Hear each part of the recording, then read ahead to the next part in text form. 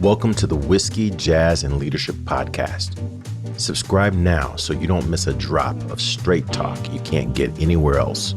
We discuss the whiskeys to drink, music to listen to, and what it really takes to be an effective leader. I'm your host, Galen Bingham, the leadership strategist. Tonight's guest, Executive Assistant for Kill Global Coaching and Consulting and Podcast Manager for Whiskey, Jazz, and Leadership, Audrey Weidlick. Hey, what you drinking? I cannot believe that we are closing out season 6. We are 6 seasons in, and we have 6 seasons in the books. Oh my gosh. What started out as an interesting idea for a podcast with a strange name has really turned into a thing and has become our custom. I'm bringing in the logistical mastermind behind this entire thing to help me close this out. Miss Audrey Weidlick, welcome to the show. How are you doing? I am so great, Galen. How are you? Can you believe that we've got 6 seasons in the banks here? It is truly remarkable. I cannot believe it's been 6 seasons already. Season 6 just seemed to fly by. Well, hey, this is actually one of my more favorite parts of each season is to close out with a walk down memory lane as we go through each of the conversations that we've had. And what are some of the key insights that we have gleaned from those conversations? So let's go ahead and jump right into this. Where do you want to start? Well, I think we should just start from the beginning. I mean, season 6 has been nothing short of remarkable, and each guest just offered such profound insights in leadership and personal growth. So I think it is just right to kick it off with our first guest from season 6, Sherry Moore. And Sherry Moore is a whiskey's operations professional with Jack Daniels and Uncle Nearest, and now she brings her expertise as a distilled spirit operations consultant at her own company, Moore Whiskey. Sherry had such a unique entry into the whiskey industry, and you'll have to double back to go hear her story. She focused a lot on continuous learning and leadership, and it really provided a fascinating start to season 6. You know, whiskey is such a broad category and it encompasses a lot. You can have 2-year-old, you have to state the age, but bourbon has very strict guidelines. All right, you're going to have to be over 51% corn. You have to distill under 160 proof, can go in the bottle 80 proof and over, and then it has to be in a new charred barrel, no additives. Galen, what was it like to speak with someone who has worked with Uncle Nearest and Jack Daniels? Well, Sherry, I have been pursuing a conversation with someone in the Uncle Nearest industry, Uncle Nearest company with that experience for years and years and years, and actually met Sherry when I did a tour of the Uncle Nearest distillery in Shelbyville, Tennessee, and we just connected. We, had several conversations, and finally decided to have her on the show. And oh my gosh, I felt like she just legitimized the whiskey part of the name, and I couldn't think of anyone better to have that conversation with. You know, one of the things I really like that she got into what she has learned from her storied career in whiskey, how she makes decisions about careers and jobs. And it was such a great lesson in leadership and career management. I couldn't think of a better person to deliver those messages. Yeah, Sherry's journey really highlighted the importance of leadership, especially in the whiskey industry. It was so interesting to hear how leadership in the whiskey industry happens. And she just had so many great points on mentorship, and she had this philosophy of hiring people smarter than herself, which I thought was so interesting and such a great insight for anyone who's hiring people. And just Sherry Moore, she was just a great guest to kick off season 6. I want to get into our second guest, Marvin Chambers, who is a leadership coach, talent strategist, and human resource executive. And he really expanded on the ideas of emphasizing the role of authenticity. From my perspective, what we do is a spiritual endeavor. So when you think about whiskey and this notion of the social element in the same way, kind of staying true to who you are, that notion of helping people understand at the end of the day who they are, whose they are, and how that guides their journey. We as human beings and as leaders can stay centered to who we truly are in those moments. So again, that's the spiritual element. You can't go wrong. And creating safe spaces when you are doing executive coaching.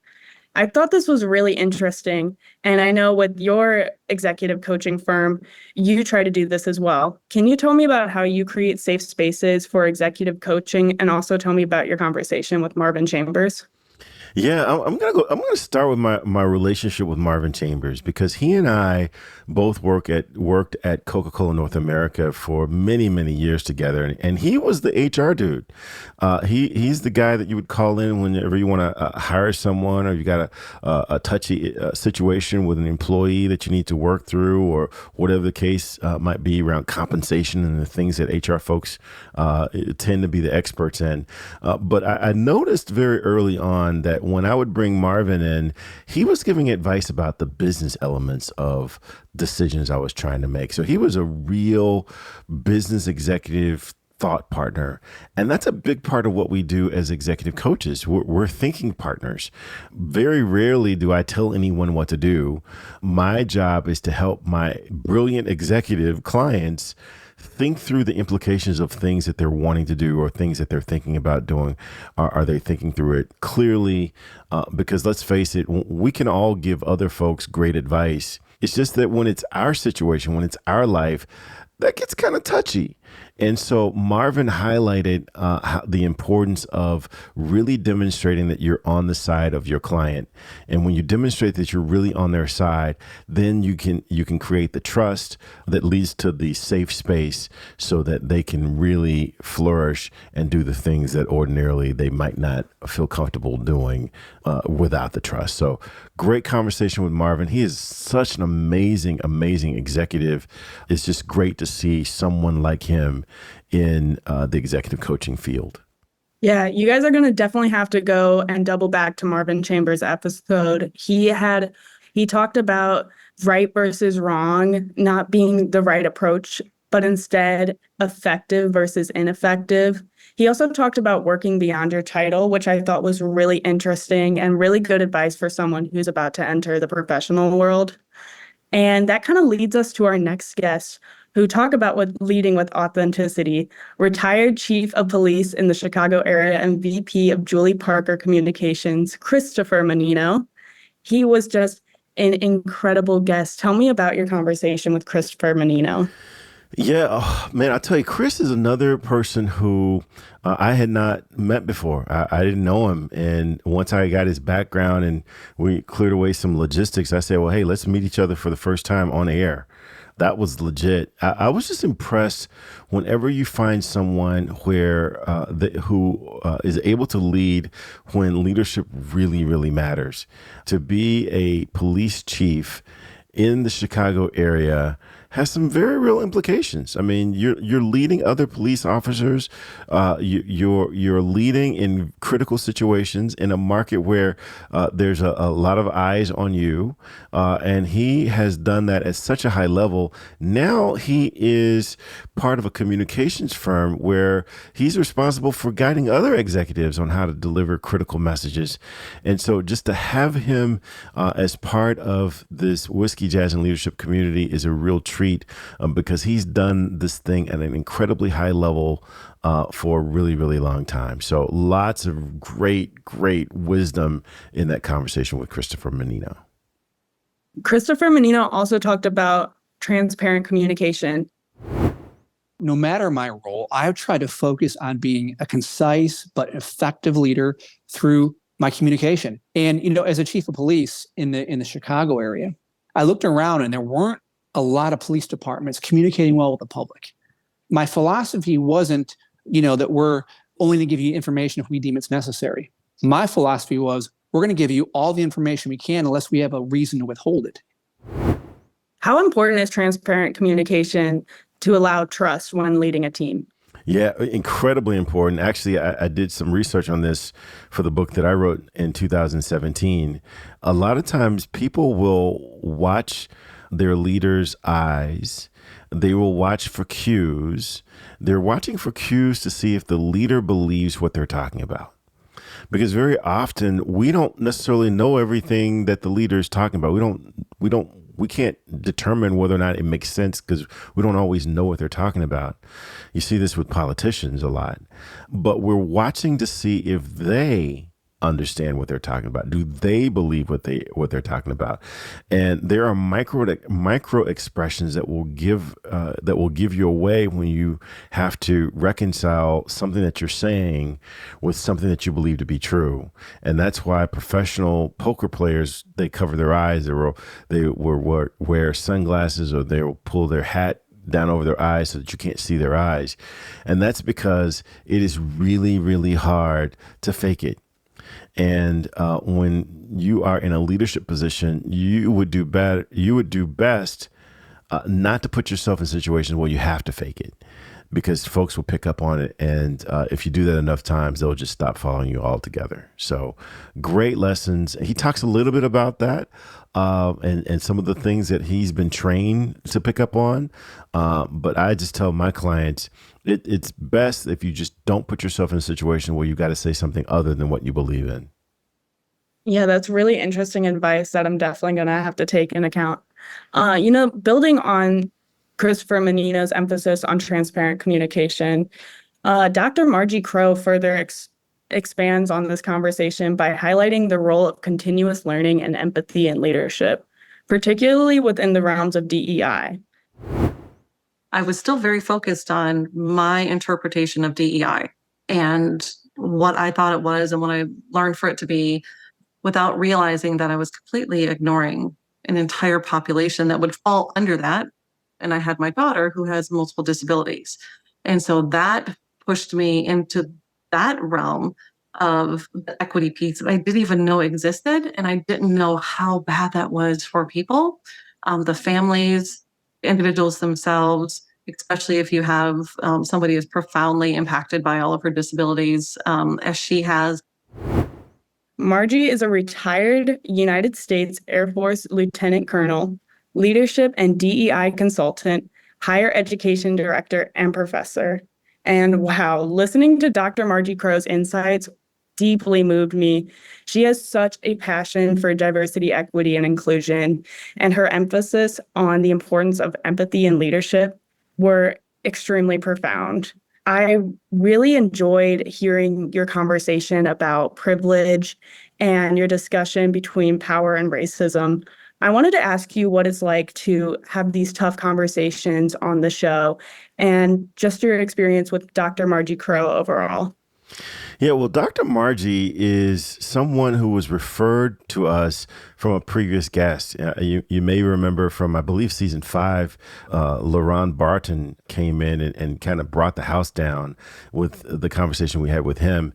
And when we finished, he said, "Now you got to have Dr. Margie Crow on." And I was like, "Really? Okay, if you say so, LaRon, okay." And brought Dr. Margie in. And like I said before, I met her for the first time on air. But I'm going to tell you, she did not look like the kind of person that would have such deep passion for DE&I. She did not look like someone who would have been, she didn't fit the stereotype of a retired Air Force lieutenant colonel. I mean, all the images that I had of what that would be like, she fit none of them. But when we got into the conversation, she really knows her stuff. She's had the battle scars. She's worked through the issues. And you can tell how legit and strong the conversation is by the comments that we get from our guests after they've heard and listened to the conversation. Dr. Margie was the one guest who generated some legit hate mail. We actually got hate mail from listeners because they weren't agreeing with all the things that Dr. Margie was sharing, and I felt like we arrived when we got our hate mail. I felt like we arrived, and Dr. Margie was the voice that brought the heat, that generated all the controversy out there. So Dr. Margie made us legit. Hey, it's kind of an accomplishment to get our first hate mail. But yeah, no, her episode was truly amazing. She had such an incredible story about growing up in a small town and how that really affected her view on diversity, equity, and inclusion. And I just thought it was so interesting because I can kind of relate. I'm in a small town at the moment, and she just really brought in the fire and the heat and was just a perfect whiskey, jazz, and leadership guest. So let's move over to a former teammate of yours, Warren Emig, and he is a sports columnist in Tulsa, Oklahoma. And you seem like you had a lot of fun with this conversation. How was it reconnecting with one of your former teammates from the Whippets? Oh my gosh, Garen Emig is one of my teammates, and he just really took me back. I think I was 13 years old all over again. It was such a great experience in my life, and we had an opportunity to have a reunion 3 or 4 years ago, and obviously all of us are a lot older, a lot bigger. There are like 5 or 6 that look like they could probably still hold their own on the soccer field. But Garen has done so many amazing things. But the way we were able to tie principles that we learned from 12, 13 years old that carry us into our professional careers, I thought that was exactly what I was hoping to get. Well, here's what's cool about soccer, Galen, and there's not a quarterback on the soccer team. There's not a point guard. There's not a pitcher. This is one of those sports where it's 11 guys on the field together, and they are interconnected. You have constant motion by the player and the ball. And if you're not connected 1 through 11, you will only have so much success. And you can still have influence on your teammates. Without you, even if you sub it in the 60th minute, without you continuing that pace and that flow, team's going to fail. He has done so many amazing things. He's reported on so many of the sports iconic situations occurring not only in the Oklahoma area, where I spent 15 years of my life, but just around the world. He's done a couple of entrepreneurial things, but it was just a great walk down memory lane, and to see how the things that we experience as kids really do impact who we become as adults. I couldn't think of a better person to have that conversation with than my Whippets brother. Yeah, Garen's stories about following his passion and building a career around something he absolutely loves was so inspiring. And it kind of makes me look at like where I want to go and just the career path I'm on. And his insights on teamwork and leadership offer such valuable lessons of the importance of collaboration, trust, and a shared vision. And I just absolutely enjoyed Garen's episode. It was so insightful. And that kind of brings us to our next guest, Karen Graves. And in her discussion, she discussed personal growth and the strength it took to go from training to entrepreneurship.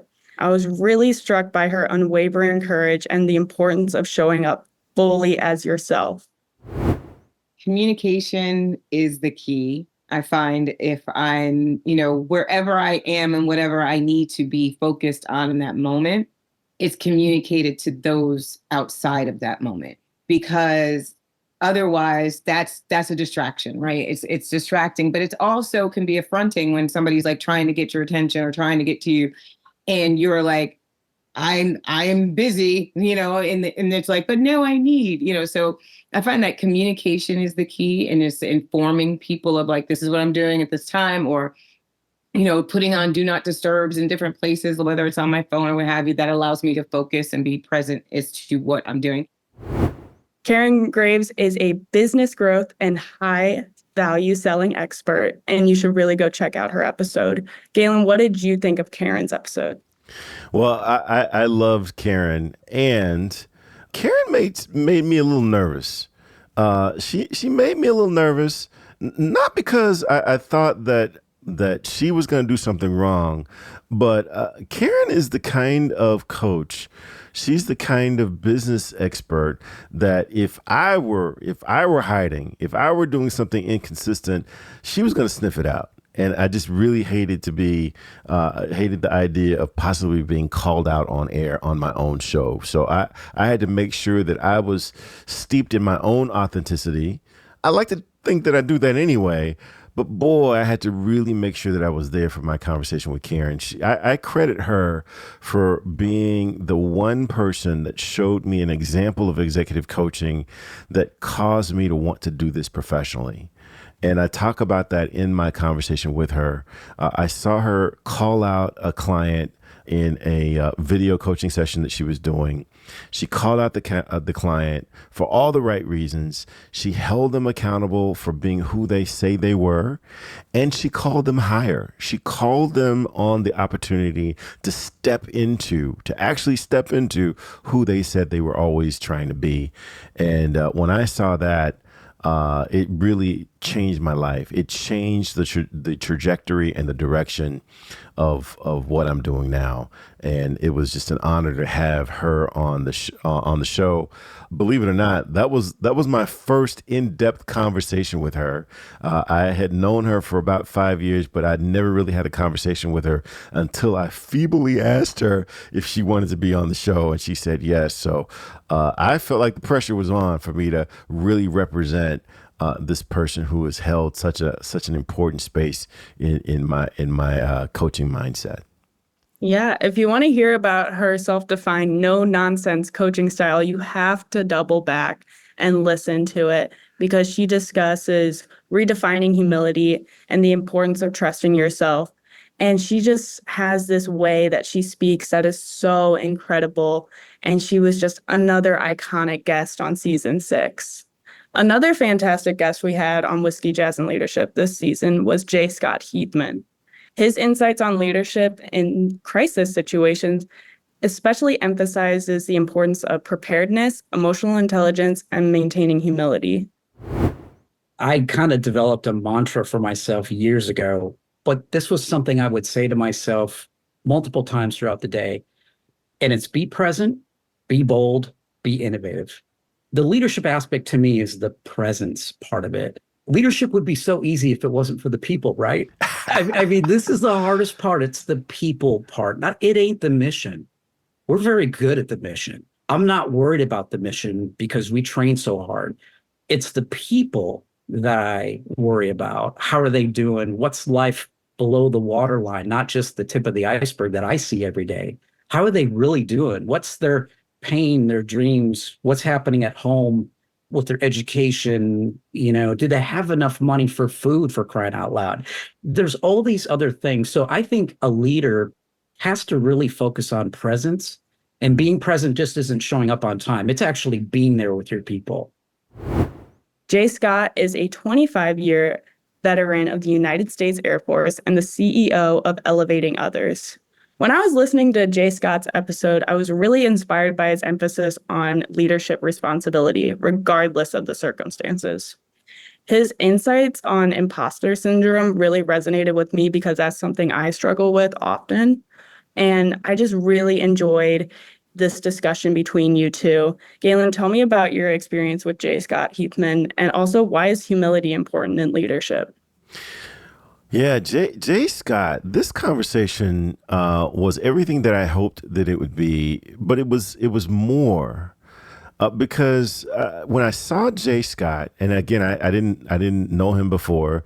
I saw his picture, I saw his bio, and 25 years in the military, Air Force. He's got all these stripes on his shoulder, and I just expected him to come in and be this outdated image that I have of what military veterans are like, and he was none of that. He was warm, he was understanding, he was insightful. But when he talked about his experiences, he talked about, taking over a base where you've got all of these military people looking at you. They're expecting you to make the call. And how do you rise to that occasion? He talked about how he had to get up to speed very, very quickly, even before he got to the base, because he knew once he got to the base and once the ceremony was over, that he was in charge. We talked about, experiences where, leaders like to feel like they've got ramp up time. Well, the higher you go in any organization, the less ramp up time you have. You have to be ready to lead immediately and lead effectively immediately. And he just really brought that to life. So just really, really great guy. And humility is absolutely everything. And I don't necessarily subscribe to this false sense of humility where you highlight all the things that you don't do well and downplay those things that you know that you are really good at doing, because I think that just compromises your ability to step in when you're needed. I've redefined humility to be embracing the reality of being human. And if you embrace the reality of being human, that means that there are some things that I'm just not good at, right? And if we still need to get it done, I'm going to find someone to step in and make it happen. I'm probably going to call Audrey and say, Audrey, can you help us with this thing, right? For some things. And that's with everyone, right? We all have things that we're not good at, but we know someone who might be better at it. And our job is to get them involved. But conversely, there are some things that you're really, really good at those things. I mean, put that false humility aside.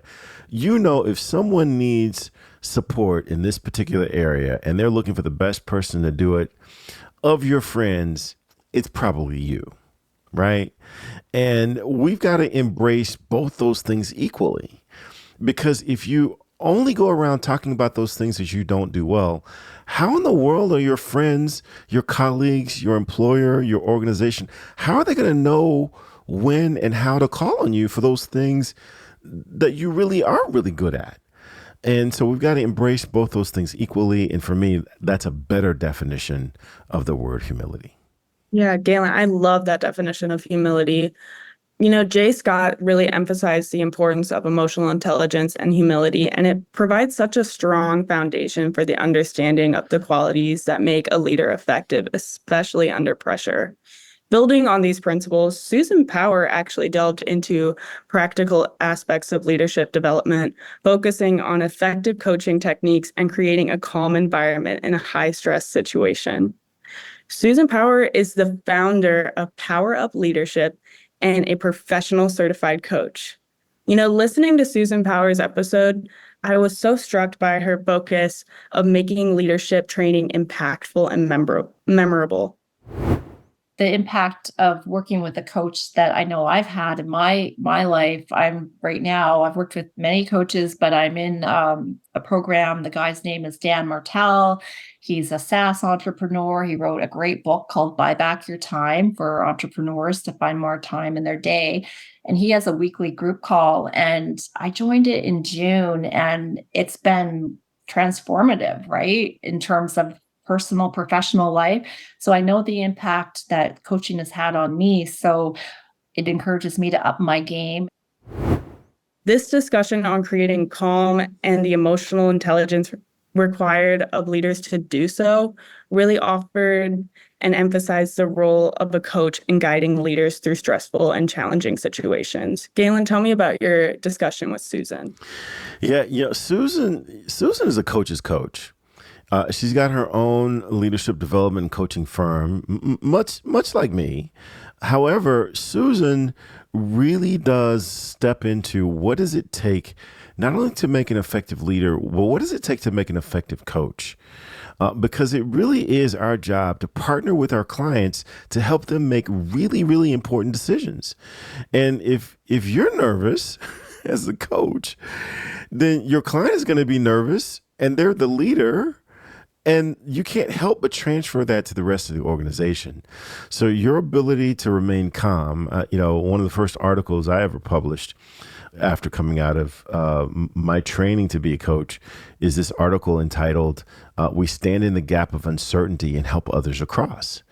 because that's really what we do. We stand in that space where no one knows what to do, and we serve as thinking partners to help really, really bright people gain confidence and clarity in how they move forward with the wisdom, with the decision that they already know. Most cases, they already know what they need to do. They just need the courage and they need the clarity to step into it more boldly. And I enjoyed my conversation with Susan. I think I go back and I listen to that episode probably more frequently than most, because it's just a great reminder of the role that we serve once we decide to be a certified executive coach. Yeah, if you haven't heard Susan Powers' episode, you have to go back and listen to it. It's truly incredible, and I guarantee you're going to find some sort of insight to pick up from it. But let's bring some jazz into season 6 with D. Rochelle Coleman. D. Rochelle is the vice president of production at Fuse Advertising and co-owner of Shock City Studios. And he brings such a unique perspective by exploring the intersection of music and leadership. I've learned that in order to really be successful at something or really good at something, you have to be obsessed with it. You can look back over, those of us who've had an opportunity to have a long career or and want to have longer careers and lives and everything. You look back over it, there are these moments of success spikes in the graph, right? And you can measure those spikes by how obsessed you were with something. Coleman had such great reflections on jazz, creativity, and the fundamentals of leadership. And he is inspired by so many jazz greats like Charlie Parker. Galen, how was it to have a true music and jazz genius on the show? It was so much fun for so many reasons. When I first met D. Rochelle, he was president of the local chapter of our college fraternity, Kappa Alpha Psi Fraternity Incorporated. And he was the president of the local chapter. We call our presidents Polemark. So he was the Polemark. And so he has since gone on and he's done other things, and he's not president any longer. But every time I see him, I see president. I see Polemark Coleman. It takes everything for me not to give him the deference that he had when I came into this local chapter. And, I was talking with him at the frat house, and we were standing around the fire pit, smoking a cigar and just talking about what's going on. And I was telling him about my podcast, and he mentioned, I play a little saxophone. Oh, really? You play a little saxophone? Yeah, I was trained at this university, and I played in their jazz band. I was trained by these professional musicians, and I studied with these professional musicians. And I was like, oh my gosh, it just made it so critical for us to have that conversation for all the reasons that you just mentioned. He has such a deep knowledge of jazz music. And he has such a deep knowledge of leadership and marketing. Fuse Advertising is the fourth largest, the last I checked, the fourth largest African-American marketing and advertising agency in the country.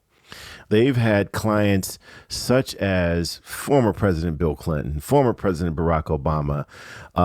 He's done some work with presidential candidate Hillary Clinton before Barack Obama became a candidate. They've done so many major things at the highest possible level. And the person coordinating the marketing efforts was D. Rochelle Coleman. So again, talk about someone who understands the intersection between jazz music and leadership. This is the guy that quite honestly made it possible for many of the former presidents to sit in that seat. So it was just such an honor to have my dear Polemark on the show. So yeah, I couldn't wait for the world to hear that conversation. If you haven't heard the conversation, you've got to double back and check it out. D. Rochelle's kind of the perfect whiskey, jazz, and leadership guest if you think about it. His exploration of music, creativity, and leadership all through the lens of jazz was So perfect for our show. And that kind of leads us to our next guest, Charisse P. Charisse P is a chief marketing officer at Expansion Media and a Grammy U mentor. And she delves into the significance of understanding and honing one's legacy while fostering creativity and leadership. If you haven't heard Charisse's episode, oh my goodness, you are in for a treat because Charisse has so many fascinating stories just from her family and her background. Galen, how did you meet Charisse P. and what was your experience having Charisse on the show? Yeah, well, Charisse and I go back to our days at Coca-Cola North America, where I actually hired her into the company, and she was on my team. She had responsibility for the Kentucky marketplace, and she managed some of our largest clients out there. She did such a great job as a sales representative. And then about halfway through our relationship, she shared with me her passion for marketing. And that's where her degree was in from Hampton University, and said that she really wanted to get into marketing with the Coca-Cola Company. So we worked out a development plan and introduced her to some folks on the marketing side of the business. And she actually made the transition from sales to marketing, which is incredibly hard to do for a company that is so proud of their marketing, such as the Coca-Cola Company. But she was able to make that transition, and she held such significant roles within Coca-Cola's digital marketing space. She was the mastermind behind so many different efforts that you saw the Coca-Cola Company take on. It made all the sense in the world to bring her into this conversation. There's a quote of yours that I use often, and that's "the truth works." The truth works. I'll have some answer like, well, it looks like we've got this and we've got that. And if we do those things over there, that's not going to be the result that we want. So I would say, why don't we get more data, figure this out, and then go to the people like, yeah, you're excited. I'm like, well, Galen Bingham would say often, the truth works. And that's the truth. Like, we literally can go do that over there in the dark, or we can, get some data and make a hopefully informed decision. And then I learned about all the things that she's been doing since we were both at Coca-Cola. I mean, she's been working with music icons, Anthony Hamilton. She's got relationships with Tony Braxton. She's got relationships with all these people that we hear on the radio today. Her family is part of the iconic Isley Brothers music band. And she's got such a storied legacy that I didn't even know about until we had that conversation. So our conversation was part catching up and in part just pure education for me, because she is doing so many amazing things that really caused me, and I think causes everyone, to think about the legacy that they are standing on, but the legacy that they're leaving behind for the rest of their family. Yeah, her episode really got me thinking about my own legacy and how that impacts me as a leader. How she emphasizes embracing her own legacy really lays out a foundation for creativity and leadership. And it beautifully illustrates how personal and professional histories shape our approach to leadership. And this kind of bridges us to our next guest, Carl Ray, a country music artist. And he explores the principles of authenticity and perseverance in country music, parallel to leadership principles, while emphasizing the importance of staying true to one's true self despite any external pressures. Selling is all about connecting with people, finding what's in it for them, right? Really what's in it for them, and sometimes you can't go to them to find that out. Sometimes you have to be strategic and find out what makes this guy tick. We had a lot of tools there at Coke, strategic selling, conceptual selling, all those things. I was just stupid enough to believe it. I think I drank the Kool-Aid or I drank the Coke because I felt like I needed some structure. What one or two things can I do and implement in the trade, back in the market with my team, within my own self-development, that will change the trajectory of what I'm trying to accomplish? I didn't really love country music before this, but I've been listening to a lot of Carl Ray, and wow, his music is so rich and so unique to him. Galen, country music doesn't really exactly go with our theme here, but this conversation definitely deserved its place on Whiskey, Jazz, and Leadership. What was it like to have a country music artist on the show? Well, it was great to have a country music artist on the show. It was also great to reconnect with Carl Ray because, and again, he's another one of my former colleagues at the Coca-Cola Company. I literally met him the first day that I walked in for my interview at Coca-Cola. And I talk about that experience during our episode, but he was literally the first face that I saw when I walked in for my interview. And he was so encouraging and comforting to me to calm my nerves to go in and do what I need to do in that interview, which was to land the dadgum job, that we connected so many times throughout our careers. And then once I left the Coca-Cola Company and he had left the Coca-Cola Company and I got into this coaching space, there's some things you've got to do in order to be certified as an executive coach. Namely, you've got to have a demonstration of your ability to coach people. And it's always awkward to ask clients to record the conversation because the conversation is so private and confidential. I went back and reached out to Carl Ray as a former colleague and said, hey, look, wouldn't mind give you a coaching session about anything that you want to work on. The catch is you got to let me record it. Are you open to that? And he trusted me enough to do that.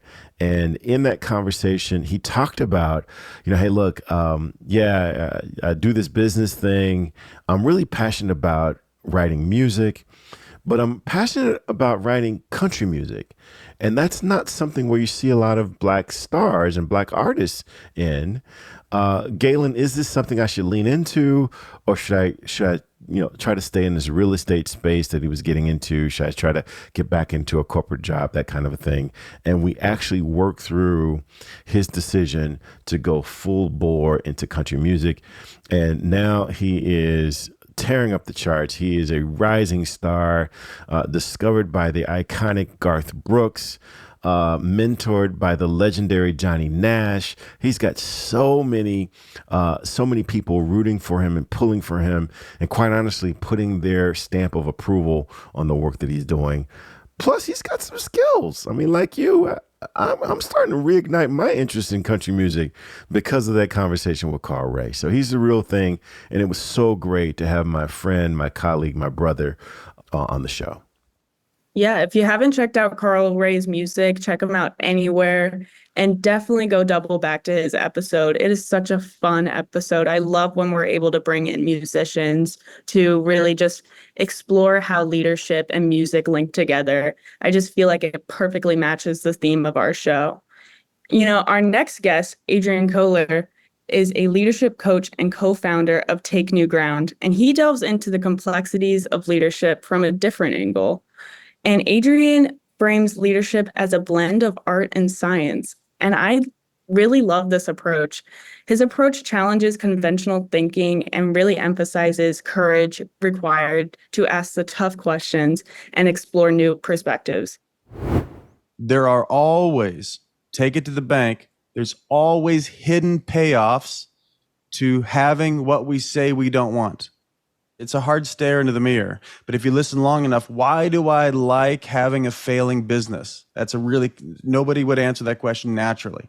So it's a counterintuitive question. But I say, okay, my business has been failing for the last 2 years. Why do I like that?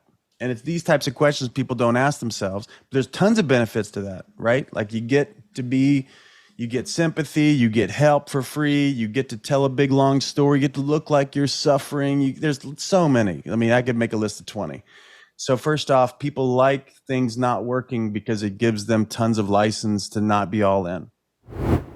Galen, what is your take on leadership as an art and a science? And tell me about your time with Adrian. Oh, I love my time with Adrian. I first heard Adrian on another show. I can't even remember the show, but he was a guest on the show. And he just had such fire, such ferociousness in the way he was coming through that interview and the way that he approached coaching. I had to know more because he was like a great combination between me and Karen Graves, where he identified what the client was trying not to reveal, and he was just crazy enough to ask a question about it. He reminded me too a little bit of Don Angelo Bivens. You might remember from season 2, where he just asked the question, right? Because what I've found is that clients, and very often executive clients, the more senior executive clients, they've gotten really, really good at hiding what they don't want you to see. Well, Adrian was really, really good and is very, very good at pulling out that thing that you're trying to hide and just asking you a question about what's going on here and why are you trying to hide it. And usually that's where the wisdom comes from. Senior executives don't need me to be brilliant. They're usually smarter than I've ever dreamt of being.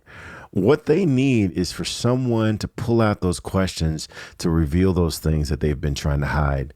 Because although they feel like they're good at hiding, their people, their direct reports, their organization, they can tell that they're hiding something. We talked earlier about humility and transparency. The more I can help my clients become transparent and have the courage to step into what they've been trying to hide, typically the more effective they can be. And that's what I'm paid to do. Adrian just reignited that. If you haven't heard that episode, you're going to hear us fanboying over each other throughout the entire conversation, because he is exactly where executive coaches need to be and where I try to be for my clients. Yeah, that episode is definitely worth the listen. So go back and go listen to it. His exploration of leadership as both an art and a science really sets a thought-provoking stage for our next guest, Keith Brook. Keith Brooks is the CEO and founder of the National Fellowship for Black and Latino Male Educators. And Keith really highlighted the crucial role of education and shared experiences in leadership. He had a lot of great perspectives on time management and curiosity in leadership, and it really underscored the importance of continuously learning and adapting. I have this philosophy about time. I used to think of time in terms of a balance. And I know people have said this, but Galen, you have 1,440 minutes every single day. As soon as you wake up, depending on what time you wake up. And so for me, when I think about that, if I don't have 60 minutes out of 1,440 to go to the gym, something's wrong with me. If I don't have, let's just call it 120 out of 1,440 to hang out with my kids, but like there's no way I can't live a life that's both, high on the professional side and high on the personal side. Which is something I find especially relevant as I'm trying to move from academic to professional life. Galen, tell me about your interview with Keith Brooks. Well, Keith and I go back to our shared training experience in emotional intelligence, the Beyond Emotional Intelligence program, led by and authored by Miss Michelle Neverez, who we had on the show as well.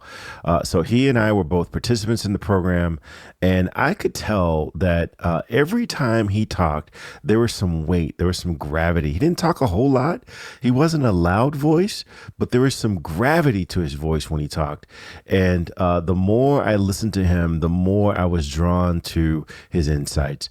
And he and I connected again when I was doing a workshop on the book Think and Grow Rich. He was a participant, and he talks about how he went into my workshop with some skepticism, but he decided to play hard anyway. And by the end of it, he felt like he got some real value from that program. And that's one of the things that I really, really enjoy about Keith. He can have an opposing opinion, but still be willing to vet the insights objectively. Very few people can do that. Most people are weighed down by their opinion, and they let their opinion guide their evaluation. Keith is able to hold an opinion, but still evaluate an opposing opinion, and very, very, very few people are able to do that as effectively as Keith. Now he's got his own foundation that he's running, the foundation, the National Foundation of Black and Latino Male Educators. I am one of the faculty members as far as educating his fellows. And he is just one of the truest leaders and coaches I have come across. And I was so honored to have him on the show. As a matter of fact, several of my colleagues were upset at me because I hadn't had him on the show yet. So definitely a great conversation to listen to. Well, if Galen's colleagues were upset about not having Keith Brooks on the show, it has to be a good episode. You guys definitely have to go back and listen to it. One of my favorite key takeaways from that episode was his philosophy on time management. So I encourage you guys to go find out all about Keith Brooks' time management strategy. I thought it was incredibly interesting on the significance of education and time management, really highlighted the ongoing journey of learning and adapting in leadership. And it kind of builds a foundation for our next guest, Robert Kennedy III, who further explores how mastering technical skills and the art of storytelling and how that is essential for effective communication and leadership. All stories really come down to four main elements, man. They come down to context, character, conflict, and conclusion. Right? The context essentially is what's going on in the space at that moment. The character is either the person that's telling the story, the person the story is being told to, or a character that has been created for the purpose of that story. The challenge or the conflict is what's broken or what's missing or what's desired. And then you've got a conclusion, which is typically how it ends. If you are in business, it's your product, your process, or your program. Robert Kennedy III, or better known as RK3, is a communication and leadership strategist at Kinetic Communications. And RK3 focuses on the importance of technical skills and storytelling. And I thought his insights were so important, especially as someone who's about to start their professional career. And he had so many key points that I'm just going to take away from this conversation. Tell me about your conversation with RK3. Well, first of all, RK3 is about as professional as you can be as a communicator. As a matter of fact, not only is he a national speaker, he is a certified speaking professional. He's got that CSP certification that only 10% of speakers worldwide have that designation. He's also the chairman of the National Black Speakers Association, which I'm a part of and have done quite a bit of work with. He's the chairman of the board. I'm gonna tell you that when I first got exposed to RK3, I was kind of stalking him a little bit because he had this amazing podcast. He would come on, he would deliver so much value, and it was so professionally done. I was like, well, my first podcast I was proud of it, but it wasn't at that level. And so he really played a role secretly in causing me to up my game. I had to go get Audrey. I had to go get Sydney Evans to provide some top spin to what I was doing because of what I experienced with Robert Kennedy III's podcast. So great conversation. He's a great guy, great experience. Just understanding his journey really does cause me to believe anyway, that if he can do what he's doing, having gone through everything he's been through, I really have no excuses. I really could play at a higher level after listening to RK3. Yeah, RK3's episode was truly amazing. He outlined the three elements of storytelling and really just provides such a great framework for communicating in leadership. And speaking of communications, let's talk about accountability. Misty Campbell and Frank Kitchen got together on such a great episode of Whiskey, Jazz, and Leadership. Misty Campbell is a professional radio personality, and Frank Kitchen is an author and certified professional keynote speaker. And together they explored the vital aspect of professional success, accountability. Their discussion really highlighted the significance of nurturing long-term relationships and accountability partners. Jazz is something creative. And the deal is, I love being around creative people. So when I talk to Misty every Friday, or today, it's a Thursday, every Friday, there's always going to be something creative going back and forth between us, whether it be for business, for life. And then the leadership, we're always talking about leadership is about manifesting. I mean, we've got ideas and dreams. And the deal is, we've been around too many people who don't want to go anywhere. And nothing wrong with it. That's their choice. But we want to be around people who want to go somewhere. And that tends to be leaders. They're not thinking about it, they're not talking about it. They're making it happen. Galen, I did not know I needed an accountability partner until I listened to this episode. Misty, Campbell, and Frank have such an incredible relationship dynamic. It is just so amazing, the culture and the relationship they've been able to form. And you can really hear that through their episode. The number one thing that I like to say about having a great accountability partner is having a place where you can be vulnerable. Whether it's, all right, I need to go out here and get 50,000 in 5 weeks, right? Or maybe it's that, yeah, you know what? I am tired. So how important is it to have an accountability? And can you tell me about your conversation with Misty and Frank? Well, first of all, Misty and Frank, they are both repeat guests. Both of them have been on the show independently. And when I learned that they were accountability partners, it really did spark this interest in answering that very question that you asked about the importance of accountability partners.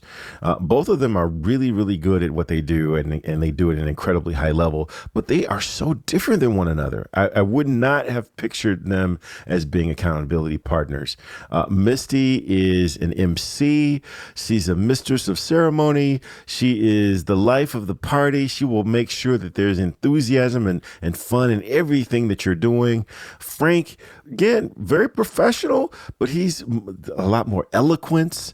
He's on stage. He's got a lot of enthusiasm, but I see him on stage talking to thousands of people.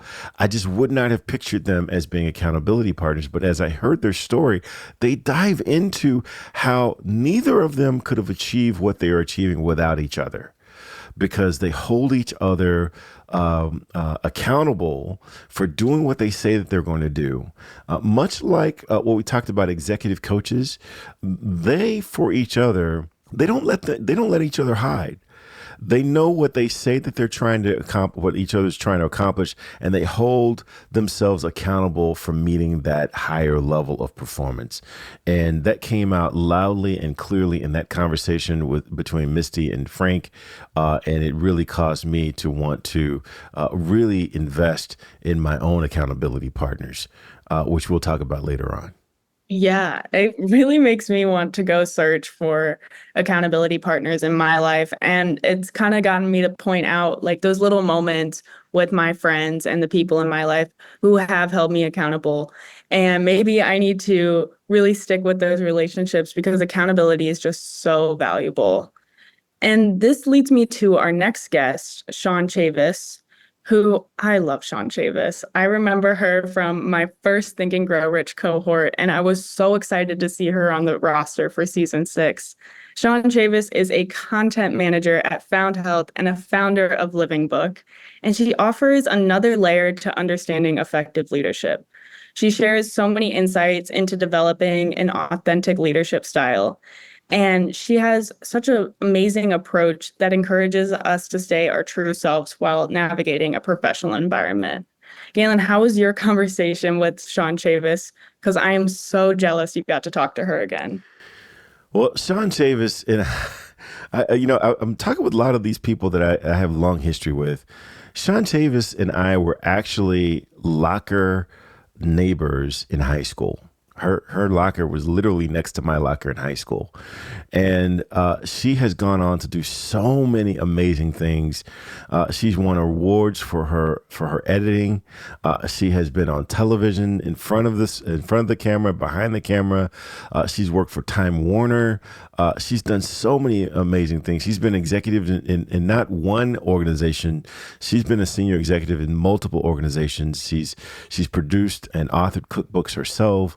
She really does embody what I think of when I think of being a global citizen and not allowing your circumstances, your environment to dictate your ability and your aptitude. I think travel gives you an opportunity to realize that your culture or your way of doing things or your view on the world, your paradigm is not the only one. That other people are brilliant, other people have great ideas, other perspectives, can enlighten you.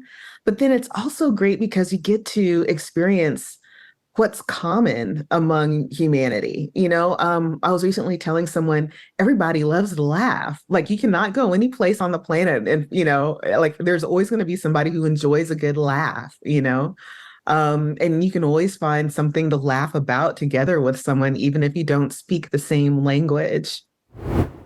I am just so proud of everything that she's done. And I was so honored that she'd be on the show so we can platform and share her experiences with the rest of the world. She and I have gotten so much closer after high school that she's one of the people that I put in charge of my daughter because she lives in the Atlanta area. And I just felt so much better having my daughter know some folks who I trust within driving distance to her.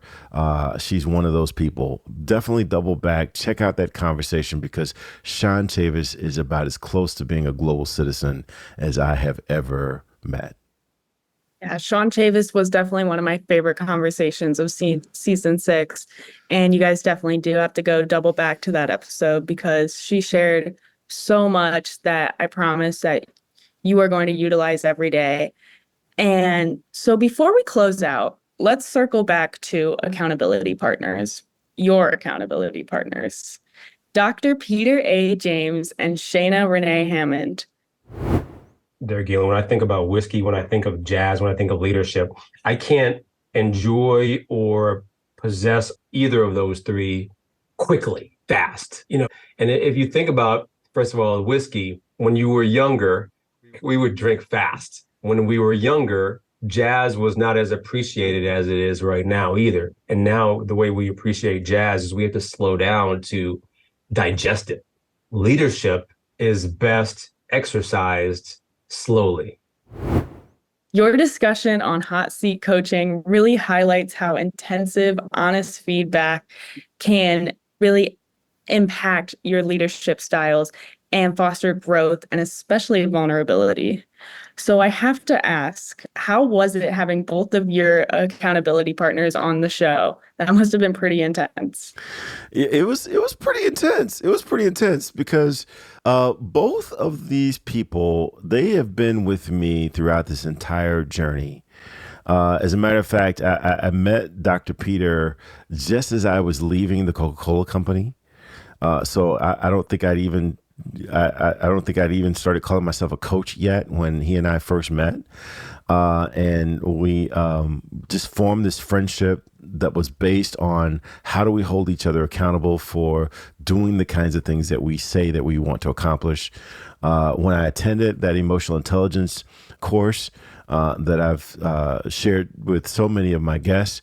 One of the faculty facilitators was Shayna Renee Hammond, and she was not only a master in her expertise in her space, but she was also on this journey where she was evolving, and she knew that she was in the process of becoming something greater. And rather than taking her on as a possible client, I explored what would it look like for us to all be in the same accountability group. As we all ascend as business owners, as leaders, entrepreneurs, coaches, it tends to get lonely. The folks that we're able to be fully ourselves around and even talk numbers and really get into the specifics, those circles tend to get smaller and smaller. And the need for them gets greater and greater. And that was one of the best decisions that I ever made, was to ask her to be part of our group. And I'm so honored that she said yes. We've been together for a little over 3 years now. And so when I talk about challenges that I'm having with some aspect of my business, they can relate that back to something that I said 3 years ago. And they can highlight trends. They can highlight reoccurrences. They can highlight past history and how that might be how that might have bearing on decisions that I'm struggling with making today. It's one thing to have a coach who's with you for 6 months or 9 months. Sometimes I'm with my clients for a year. It's another thing to have someone who's been with you for 3 years, and they've been through the highs, they've been through the lows, they know what you're trying to do, and they can speak to and call you higher in the area of authenticity. And to have both of your accountabilities to be master coaches, that's a whole nother level. So they're doing what I'm doing, but they're doing it to me, and they're teaming up and they're doing it at the same time. And Dr. Peter and I, we've duplicated the hot seat coaching experience for our clients. It's one thing to try to, we talked with Adrian, where clients and executives try to hide. Well, you might be able to hide from one coach. You can't hide from two. When you've got two coaches both trying to help you go to where you say you're trying to go, if you happen to get by one coach, you're not going to get by two. And that's what creates that heat for the hot seat. And I am just so honored to have these two incredibly high-level executive coaches riding with me as accountability partners. And we're in the process of adding another one. So I'm a fiend. I'm a glutton for punishment. We're going to add another coach to our accountability team, only because accountability is the ball game. We can all say that we're going to do some things someday, but unless you've got someone that's going to hold you accountable for being who you say you're going to be, doing what you say you're going to do, let's just face it, those things aren't going to happen unless you've got someone who can call you higher. Wow. Yeah, I could really tell that from your conversation with Peter James and Shana Renee Hammond. You guys just have such a great dynamic. And the idea of hot seat coaching is so incredible. I think I might just have to include that in my personal and professional life, because you guys also do include it in your personal life, which I think is really cool and really interesting. And this episode was just so good that we had to make it our 100th guest episode. How about that? Absolutely crazy. I can't even believe we've had 100 guests on the show. And who better than Dr. Peter A. James and Shana Renee Hammond. I can't believe that we have crossed that bar of 100 conversations. That means 100 times someone has come in, they've sat on the other side of that microphone, and they have entrusted us to have a conversation in a way that would not only advance whatever it is that they were working on, but that it would add value to our audience in a way that would cause them to want to come back. We are still trending in all 20 countries that we stream in. We are still on all platforms, and we get to cross the hurdle of saying we are legit in this space because we've got not only 6 seasons in the books, but we've got 100 conversations in the books. I'm just so proud of what you and I have been able to accomplish with our guests for our listeners. Me too. I truly can't believe it's already been 100 guests. I mean, that is truly incredible. And that 100th episode brings us to a close to season 6. We've had such an incredible season. It went by so fast, but we've just so appreciated hearing insights from everyone and the incredible guests that we've had. So I want to say thank you to all of our guests, all of our listeners, our editor, Sydney Evans, and of course, to you, Galen, for letting me have this opportunity. It's just been so amazing, and I cannot wait to do it again for season 7. Yeah, speaking of season 7, boy, we got some stuff coming your way, boy. Oh my gosh, this is going to be amazing. We got our guests already lined up. Can't wait to share with you some of the amazing conversations we're going to have. We've also beefed up our Patreon VIP community. We've made it so much more affordable for you to join. We've added so many more insights, so many more benefits. Talk a little bit about what we've got going on in that Patreon VIP community. All right, guys, we've heard your comments, we've heard the feedback, and we have listened. We are giving away all of our Patreon perks for just $4 a month. $4? Wait, did we say, did I approve $4? Are you sure? Which includes our What's Next newsletter, show notes from each episode, and immediate access to part 2 of our conversation. So you'll no longer have to wait that week for part 2. And you will get, of course, VIP conversations from every single guest. We are practically giving this away. So guys, take advantage before it's too late and join our Patreon, because it is an incredible experience over there and you won't regret it. There are so many insights to take away. I can't wait for our VIPs to not only go back and hear everything that we've done over the years that we've been doing this, but our VIP conversations for season 7, absolutely top notch. I think that our guests, our guests are getting better. I think that they're really understanding the environment that we're trying to create. They understand what this whiskey, jazz, and leadership experience is supposed to be, and they are leaning into it because they love it. So, yeah, that's the recap of season 6. That is the preview of season 7. You know, if you're hearing this, that means that we're probably going to take a break and then come back with some highlights for this upcoming season, so that we can hit the ground running with season 7. But Audrey, I just want to take a moment to thank you for making this podcast what it is. I have a lot of crazy ideas, and every now and then someone might listen to a crazy idea or two of mine, but you're the person that makes all of this stuff happen. You take us from idea to reality, and between you and Sydney Evans, who is the editing mastermind, he's the wizard behind the keyboard, making us sound amazing. Again, I'm just so honored that we've made it to season 7. We're being considered for awards. We've had 100 conversations. I'm just so honored to be here, and I've got you and Sydney to thank for that. All right. Well, I'm so excited to be entering season 7 with you. And thank you, because I could not have done any of this without you. It's just been such an incredible experience. And I am so excited to see all of our listeners and hear from new guests next season. All right. Until next season.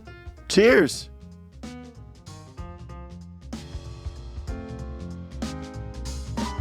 Hey, it's not too late. Hit that subscribe button so you're sure to catch the next episode. If you're really enjoying the vibe, leave us a review or become a VIP for guest and show exclusives. Cheers.